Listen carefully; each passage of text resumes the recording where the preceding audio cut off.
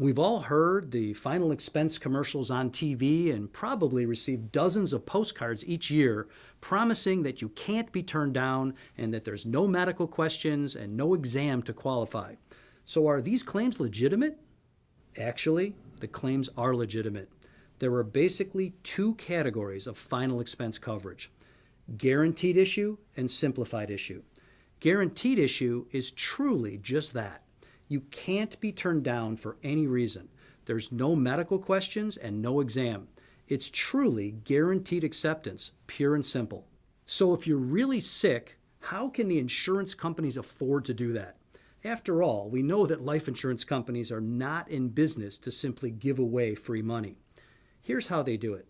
The policies that are true guaranteed issue all come with a catch. Most of them work something like this. If you die during the first 2 years of the policy, you don't receive the full death benefit. What you do receive, however, is your money back plus 10% of the money you paid in, or some similar variation of that. So let's say your situation is such that you expect to die in the next 2 years. Would buying one of these guaranteed issue policies turn out to be a bad deal? I don't think so. Where else can you put your money and get it back plus a guaranteed 10% in such a short time? More importantly, after you make it through that 2-year period, the coverage is real. If you bought, say, a $12,000 policy and you died 2 years and 1 day after the start of the policy, the insurance company will pay the full $12,000. The second type of final expense coverage commonly available is called simplified issue. This type of coverage costs less than the guaranteed issue policies and doesn't have those same waiting periods before the full coverage is available. That means even if you die just 1 day after coverage starts, your beneficiaries receive the full death benefit of the policy. In every way, simplified issue policies are better than guaranteed issue policies if you can get one.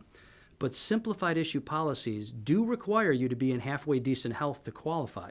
Nothing crazy. You certainly don't have to be perfect. In fact, you can often qualify for this kind of coverage even though you may have one or more medical conditions. And again, if you can qualify for a simplified issue policy, it would be utterly ridiculous to buy a guaranteed issue policy. You might even be surprised to learn that a very high percentage of folks can qualify for a simplified issue policy. With simplified issue, there's still no exam, but you will have to answer a few medical questions to see if you qualify. Of course, even if you don't qualify, you can always qualify for and buy a guaranteed issue policy.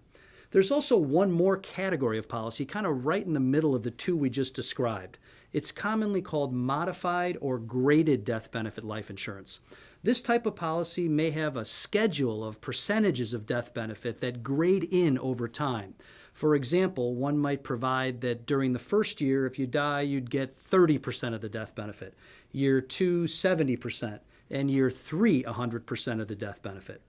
Because this is a compromise between the two other types of plans, these types of policies typically cost more than simplified issue or level plans, and since they provide varying levels of coverage right out of the gate, their pricing can vary, sometimes more, sometimes less than guaranteed issue plans.